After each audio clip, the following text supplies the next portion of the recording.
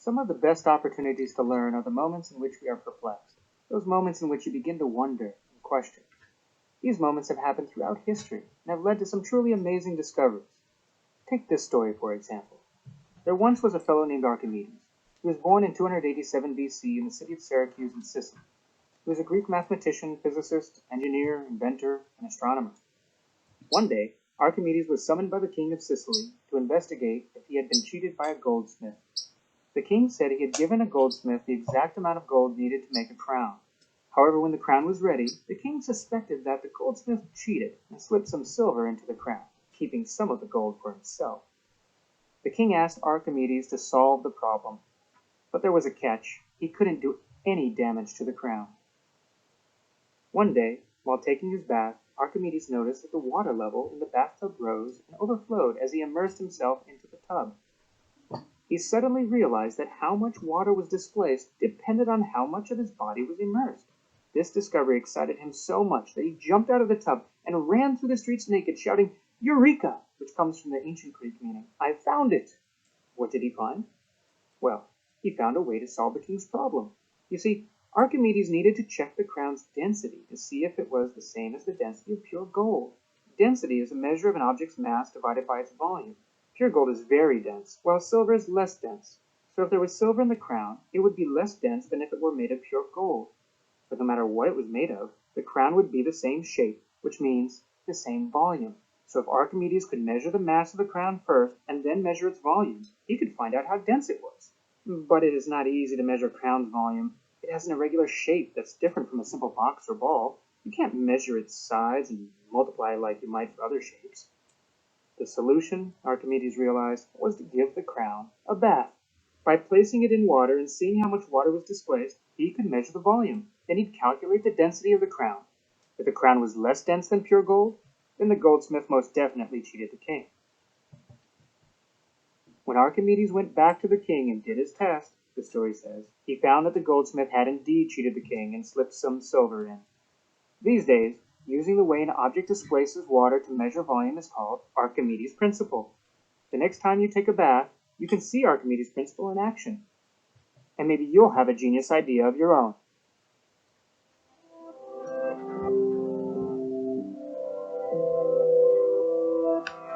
This experiment, we're going to try and find the volume of my rock.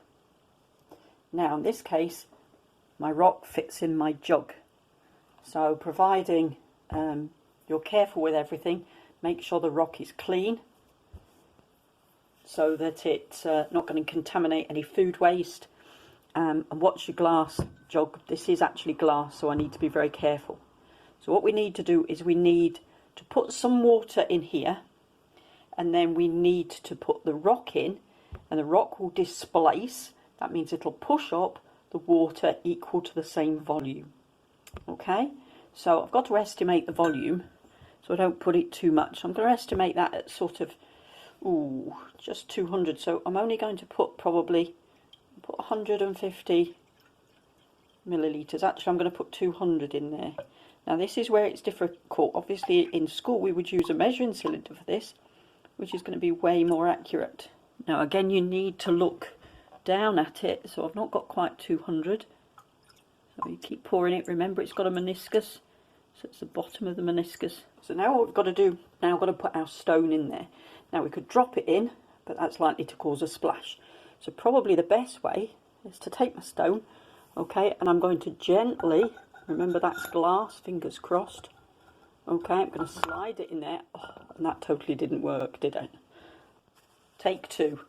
So we're going to try again. What we're trying to do, remember, is find the volume of this rock by the displacement method. At least what I found out when I did it first time round is I probably didn't put enough water in. So I'm going to put this up to, I'm going to try 300 this time. So again, if we did this in school, you'd be using a measuring cylinder, so this would be a much more accurate method. So I'm hoping you can see that.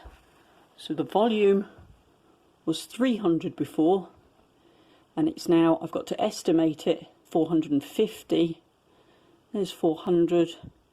So I'm going to estimate it at something like 440 440, 445, something like that.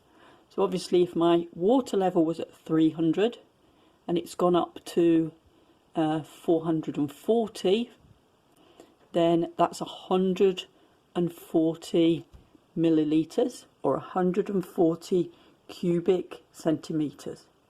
The best way is to do it several times.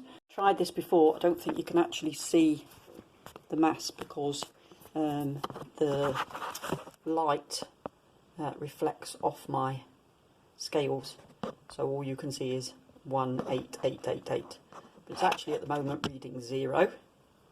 Again, if you're a little bit worried, put a piece of towel or something on your scales, and that's reading 2 grams, so then I can 0 it. I've taken my rock that I've just worked out the volume from, and I can just stand it on there, and according to my rock, I don't know if you can see the scales, I'll see if I can get it done, but it's 368 grams, so let's see if I can. Nope, you're not going to believe that, are you? Down, up, there we go. Now, I've got digital scales. Probably most of you won't have digital scales, so you'll just have to improvise, okay?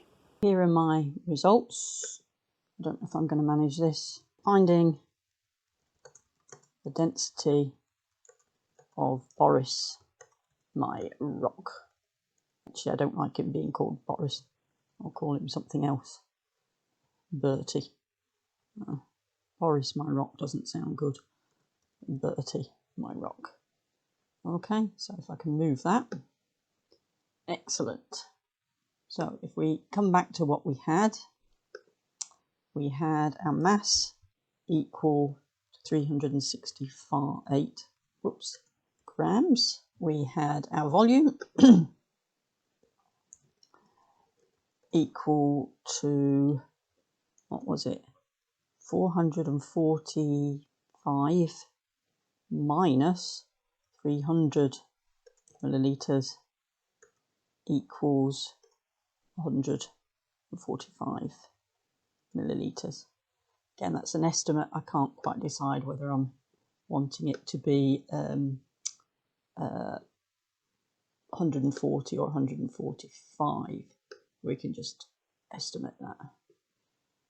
Now, I could at this point change that into kilograms and cubic meters, but that's just at this point adding a little bit of confusion. So I'm going to put that just into grams per cubic centimetre, and that will please the chemists. So for my formula, I would have my density is mass over volume. My density is 368 divided by 145. And at this point, I'm going to need a calculator. Is 2.5 grams per cubic centimetre. 2.5 grams per cubic centimetre. Doesn't seem very much. So you can go and try that for some other materials. Think about what you could go and try and find the density of. Okay, make sure you're safe. Follow the risk assessment that I'll attach with this. Okay, enjoy.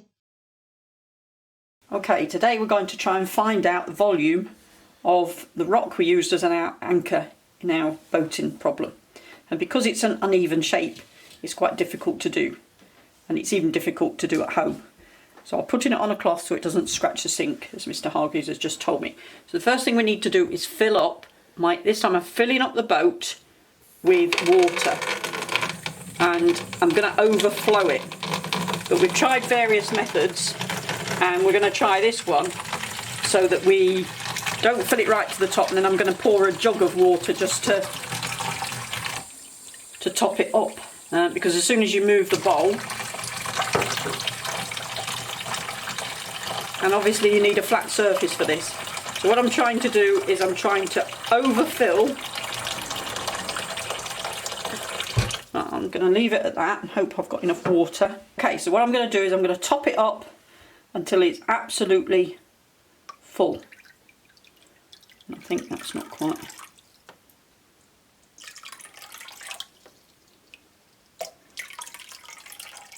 Now, if possible, you don't want any drips in the bowls. You're going to have to sort of try and dry those up.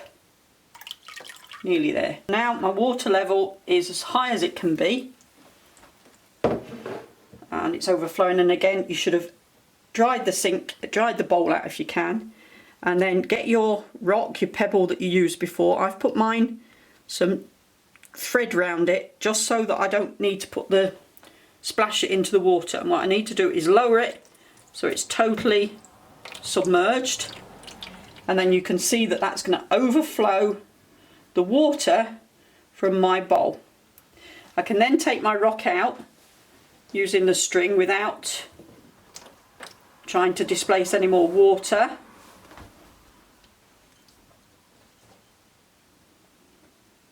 So drop any water off there. Alright, now what we need to do is collect the water in the washing up bowl. Okay, so not this water, but this water should be easy to empty now because it's not full, because you're missing the volume of the stone. So obviously that there is the volume of the stone that you're missing, so that can go away. And what we're needing to collect is we're needing to collect the water. Is that the right height? The water that overflowed. So if we look at that, and it'd be interesting to see how close that is to my last value.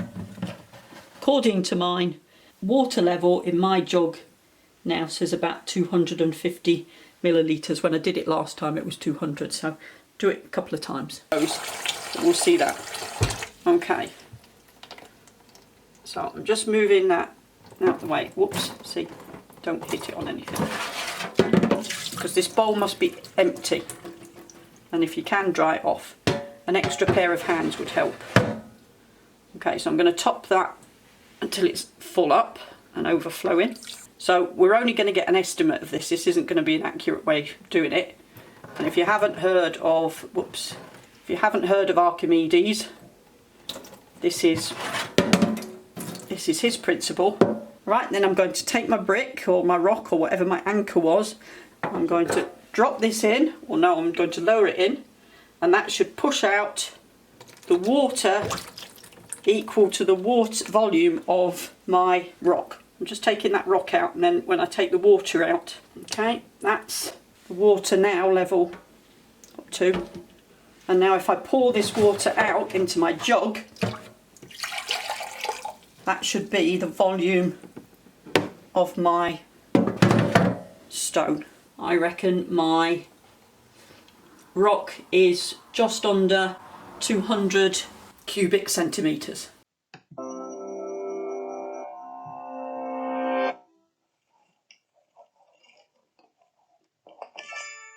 When you think of Archimedes' eureka moment, you probably think of this. As it turns out, it may have been more like this.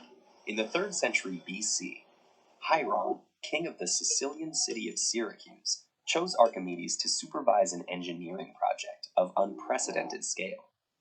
Hieron commissioned a sailing vessel 50 times bigger than a standard ancient warship. Named the Syracusia after his city, Hieron wanted to construct the largest ship ever, which was destined to be given as a present for Egypt's ruler, Ptolemy. But could a boat the size of a palace possibly float? In Archimedes' day, no one had attempted anything like this. It was like asking, can a mountain fly? King Hieron had a lot riding on that question. Hundreds of workmen were to labor for years on constructing the Syracusia out of beams of pine and fir from Mount Etna, ropes from hemp grown in Spain, and pitch from France. The top deck, on which 8 watchtowers were to stand, was to be supported not by columns, but by vast wooden images of Atlas, holding the world on his shoulders. On the ship's bow, a massive catapult would be able to fire 180-pound stone missiles. For the enjoyment of its passengers, the ship was to feature a flower-lined promenade, a sheltered swimming pool, and bathhouse with heated water, a library filled with books and statues, a temple to the goddess Aphrodite, and a gymnasium. And just to make things more difficult for Archimedes, Chiron intended to pack the vessel full of cargo. 400 tons of grain, 10,000 jars of pickled fish, 74 tons of drinking water, and 600 tons of wool. It would have carried well over 1,000 people on board, including 600 soldiers. And it housed 20 horses in separate stalls. To build something of this scale only for that to sink on its maiden voyage, well, let's just say that failure wouldn't have been a pleasant option for Archimedes. So he took on the problem. Will it sink? Perhaps he was sitting in the bathhouse one day, wondering how a heavy bathtub can float, when inspiration came to him. An object partially immersed in a fluid is buoyed up by a force equal to the weight of the fluid displaced by the object. In other words, if a 2,000-ton Syracusia displaced exactly 2,000 tons of water, it would just barely float. If it displaced 4,000 tons of water, it would float with no problem. Of course, if it only displaced 1,000 tons of water, well, Chiron wouldn't be too happy. This is the law of buoyancy, and engineers still call it Archimedes' principle. It explains why a steel supertanker can float as easily as a wooden rowboat or a bathtub. If the weight of water displaced by the vessel below the keel is equivalent to the vessel's weight, whatever is above the keel will remain afloat above the waterline. This sounds a lot like another story involving Archimedes and a bathtub, and it's possible that's because they're actually the same story, twisted by the vagaries of history. The classical story of Archimedes' Eureka and subsequent streak through the streets centers around a crown, or corona in Latin. At the core of the Syracusia story is a keel, or corone in Greek. Could one have been mixed up for the other? We may never know. On the day the Syracusia arrived in Egypt on its first and only voyage, we can only imagine how residents of Alexandria thronged the harbor to marvel at the arrival of this majestic floating castle. This extraordinary vessel was the Titanic of the ancient world, except without the sinking, thanks to our pal Archimedes.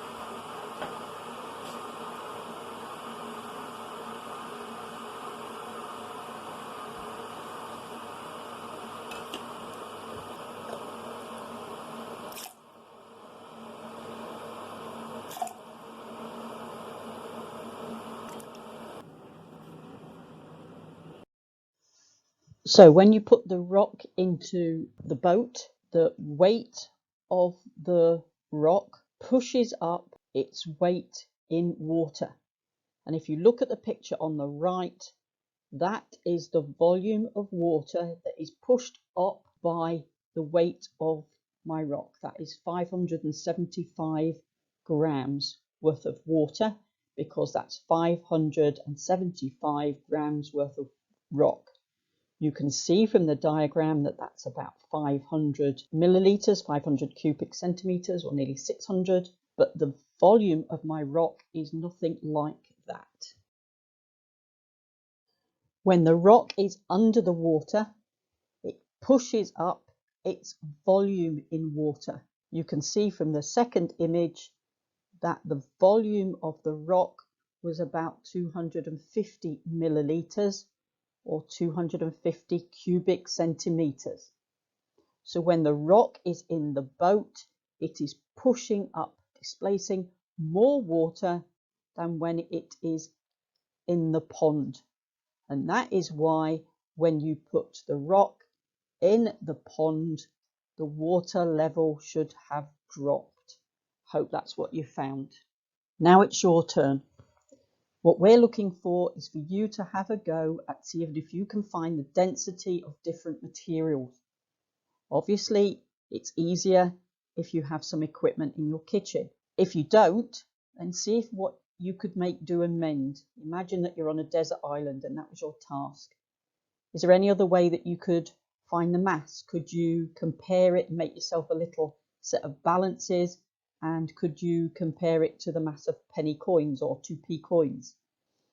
Could you find a cube of something and measure its length, width and breadth? If you really don't have the equipment to do that, then your alternative task is to do some more research about Archimedes, and I'm expecting a newspaper article about his Eureka moment. Next double period, you will have some time to write up what you've done, finish off your practicals.